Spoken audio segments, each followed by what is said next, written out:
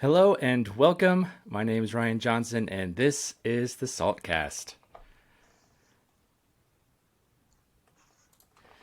Today, I have Jason and Paul on with me today, and I'm excited about today's discussion. So, thanks for being here, guys, and good morning. Good morning. Good morning, Ryan. So, we get a lot um, of people that come to our website. They fill out a form, what's next form, or they're chatting with us live on our new live chat feature on our website, and they mention to us that they've just started, or they're venturing into new avenues of their business, and they want to get sales tax right from the beginning so they don't have to worry about it later on because they've been reading things online, horror stories about things that have happened to similar people, and they are terrified, for lack of a better word. So you guys are talking to these people every day. So I kind of wanted to get a kind of a synopsis and some detail on what those conversations sound like and what advice you give to them, and some action items that you give them going forward. That's a great question. I got a prime example. It just came to me, actually. I was contacted by a new client, prospective client, who is now a client. And surprisingly, he said, we're just getting started and we haven't made a whole lot of sales, but we're leasing tangible personal property across the U.S. And we plan to. Right now, we're just doing it in a few states. But our goal and objective is to be larger and bigger than this other client. Coincidentally enough, they were also our client. This prospective client didn't know. And so I was like, all right, that's cool. That's cool. Um, and it was just a really good example to me of people are in the world, in the industry, are trying to compete out there, but at the very beginning of the onset of it, those who are tax savvy or have just a little bit of an understanding of sales tax, they definitely want to get it right. And I think that's so wise because it's something that you don't want to ignore. You don't want to just put on the back burner because sales tax is designed to be a tax collected from the consumer, the user of the product, and not something that you need to pay out of your own pocket like an income tax or a franchise tax. And so getting sales tax right up front, super wise. And Jason will tell you all day long, the very first question you should ask is, have I established Nexus? Right, Jason? Yeah, totally. Do I have Nexus is the first question of three questions that you have to ask yourself when it comes to your specific sales tax responsibility. Um, you know, we constantly say, and we have a book that one of our founders wrote titled Start with Nexus. You always start with Nexus, but not all Nexus is the same. And that's what we run into as we talk with individuals. Most people have heard something about sales tax nexus because of Wayfair in the last 4 years. They have some visibility, some knowledge, some understanding, some of these horror stories that Ryan Mm-hmm. has talked about. And there really are some horror stories out there and people trying to understand it. And whenever we're out at a show or out with other people and we meet other people, one of the first questions we ask them is, does sales tax keep you up at night? And sometimes they look at you funny and say no, and then our response is, well, should it? But let's talk about the three questions that you need to know about your business. But a lot of times we do get people that very readily and very quickly say, yes, I am worried about sales tax. I don't understand it. There's a lot of information out there, and I can't really pin down exactly what I'm supposed to be doing. And so that's why we always want to be talking to individuals to give them some peace of mind and allow them to be able to sleep at night, and really gain confidence in their next steps.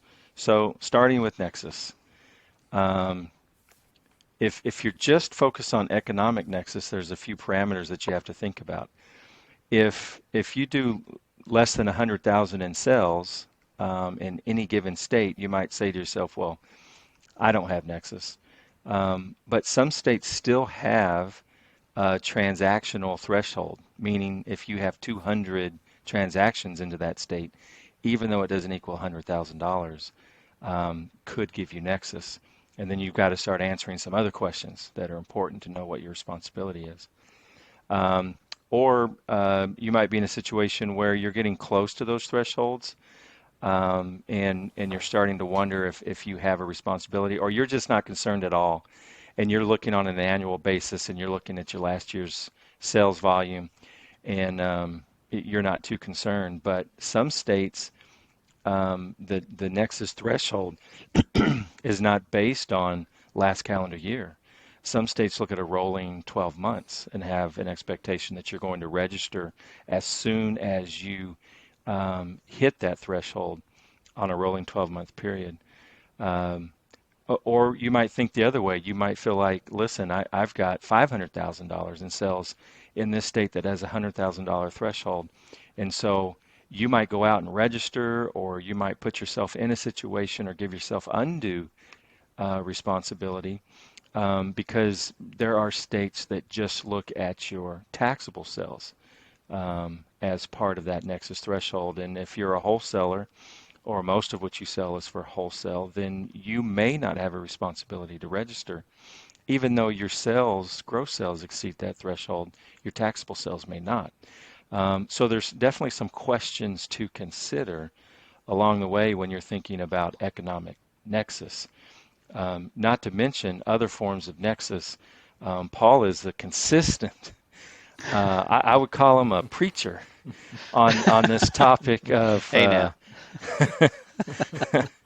and I typically say amen to whatever he says about this, but when it comes to physical nexus, um, it, it's still a huge aspect of your responsibility. Paul was just talking about this company that leases property, and you might say to yourself, hey, I haven't leased more than $100,000 in property in a particular state. Well, unfortunately, economic nexus has nothing to do with that transaction. Well, I mean, it could, don't get me wrong, Maybe but the not yet. fact that you own that property and it's your property in a particular state being leased to a customer, potentially on the very first lease and the very first pieces of equipment, creates a nexus situation for you that has you now needing to answer some other questions to determine what your responsibility is in that state. Right. So, Paul, I don't want to steal your thunder, but let's hear the preach. No, that's exactly it. I'm Let's not hear your sure. sermon. What I meant to say. Let's hear your sermon on this.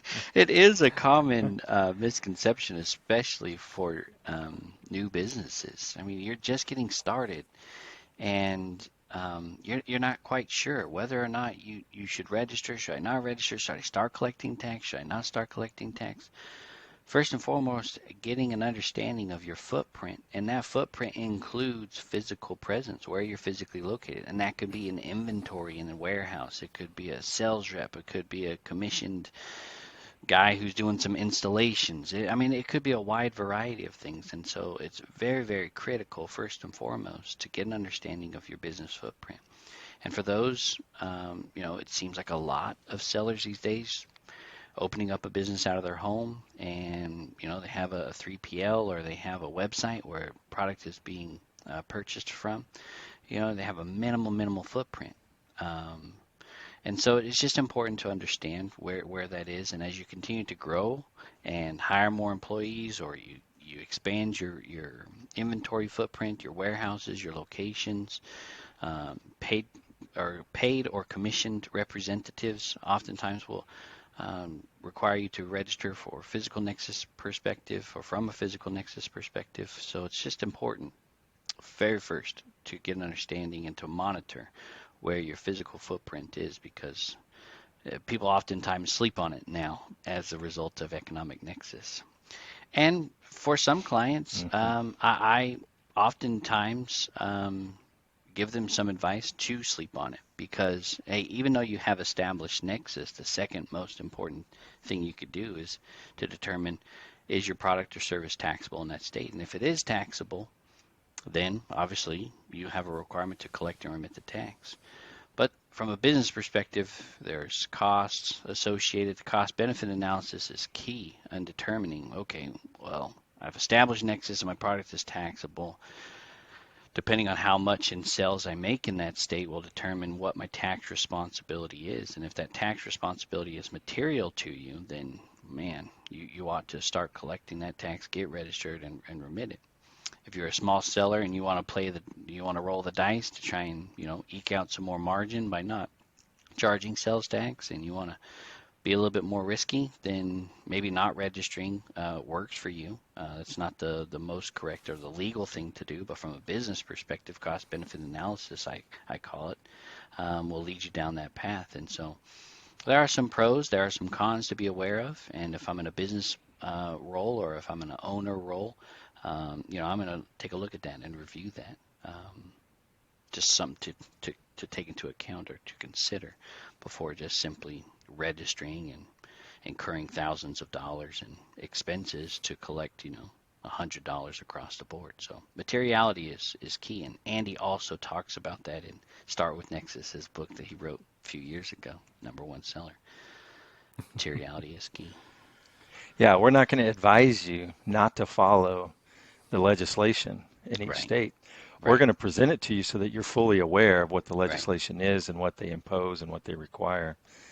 But in the same leasing scenario, if I'm leasing quite a bit of equipment or material in several states, and I need to get registered there, and there's another state where I'm leasing one piece of property for $1,000 a year, and the tax on that is $80. Some businesses may just say, I'm not gonna go through the cost of compliance and Right. registration and Right. getting set up to Right. collect and remit that $80. Right. Um, Again, we're not going to advise you uh, on something like that other than present you with what the state requires. And Yep. materiality is such an important part of practical business application. And there's hearings in Congress right now, hoping that Congress will somehow act and provide a level playing field for smaller companies so that they're not in a position to have an overburdened cost in the process of complying or providing some better clarity or understanding about the compliance responsibilities, or even higher thresholds so that they're not having to engage at what might be considered a lower cost threshold of even 100,000 or even just your taxable sales. So Yeah. always happenings in the world of sales tax, because you've got 45 states and one district who impose their own tax in the U.S., and then hundreds, if not thousands, of local jurisdictions that impose their own tax rate or actually administer their own tax law, different form, different application, different approach to collecting and remitting. You start doing some business in Puerto Rico, you could potentially have a requirement to register in 100 or more jurisdictions to collect and remit that tax. So it's complicated, but in our approach, we try to simplify it really with those three questions, right? But Right. the number one question, and where you always have to start, and where you can surely know whether you have any responsibility at all, you start with Nexus. Yep. And that means various types of Nexus that the states have imposed, legislation that says you have a responsibility to collect and remit their tax. And that could be economic, it could be transactional, it could be physical. And a lot of times when we think of physical, we don't think of some of the things that you mentioned, Paul, which amount to Nexus. Yep. When we don't even go into that state, but we have people who are acting on our behalf, or we have property being shipped into that state, et cetera. Right. We need to look through all of it. And I just want to tout on our website, we have a state-by-state Nexus risk calculator. Yep. And it allows you to go state by state, and it asks a couple of questions. You can enter some information. and it will let you know if this is a state that you should be concerned about, and it will provide you what the rules are around economic and physical nexus. And you can do that state by state as you're really trying to learn what your situation is. You can come back to that and keep entering information until um, you see that this is something you probably need to act on. And then we're always going to encourage you to reach out to us. We want to talk to you. We want you to sleep better at night. We want you to have peace of mind. Especially, we want you to have confidence in whatever the next steps are for you to be compliant. We don't want you out there spinning around trying to figure it out. You need good, solid direction and answers, and we can provide that. Yeah, and another tool that we have is the live chat feature. So, like while you're going through your this, Nexus state by state Nexus calculator, and you have a question, it's there available to you. So you can just chat with us live, and it's like, hey, maybe you're drop shipping, or maybe you're doing something else. Maybe you're selling just on Amazon. You have a question whether or not you have some tax responsibility there. We can answer that pretty quick through live chat.